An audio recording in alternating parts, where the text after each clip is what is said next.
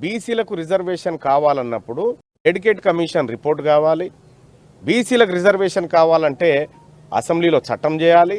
బీసీలకు రిజర్వేషన్ కావాలంటే గవర్నర్ ఆమోదం పొందాలి, రాష్ట్రపతి గవర్నర్ కన్సర్న్ ఉండాలి, రాష్ట్రపతికి పంపాలి, తర్వాత పార్లమెంట్లో పెట్టాలి, ఆ తర్వాత 9th షెడ్యూల్లో పెట్టాలి. ఇది లెక్క. మరి తెలంగాణ రాష్ట్రంలో 2019 నుంచి ఇంప్లిమెంట్ చేస్తున్నటువంటి ఈడబ్ల్యూఎస్ సంగతి ఏంది? ఇది ఏ లెక్క ఆధారంగా?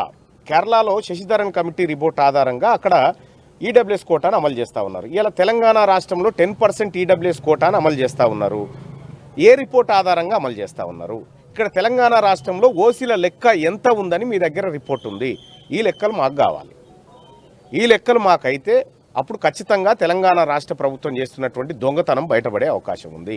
ఈ దొంగతనం బయటపడుతుంది అనేటువంటి ఉద్దేశంతో మాకు ఈ నివేదిక సారాంశాలు కానీ మీ నివేదిక డాటా కానీ ఇవ్వకుండా, ఇది పబ్లిక్ డాక్యుమెంటు, కొత్తగా వీళ్ళు ఏదో ఇవ్వడానికి కాదు, పబ్లిక్గా ఓపెన్గా చేసినటువంటి డాక్యుమెంటు. ఆ పబ్లిక్ డాక్యుమెంట్ను పబ్లిక్ డొమైన్లో పెట్టకుండా మాలాంటి చట్టసభ సభ్యులకు కూడా దాని వివరాలు తెలియకుండా దాచిపెట్టేంత సీక్రెట్ డాక్యుమెంట్గా ఎందుకు మారింది అది? సో కాబట్టి తెలంగాణ రాష్ట్రంలో ఇంప్లిమెంట్ చేస్తున్నటువంటి ఈడబ్ల్యూఎస్ కోటా సంగతి కూడా మర్మం కూడా ఆ రిపోర్ట్లోనే ఉంది. ఆ రిపోర్ట్ను నివేదికను బయటికి పెట్టాల్సినటువంటి అవసరం ఉంది.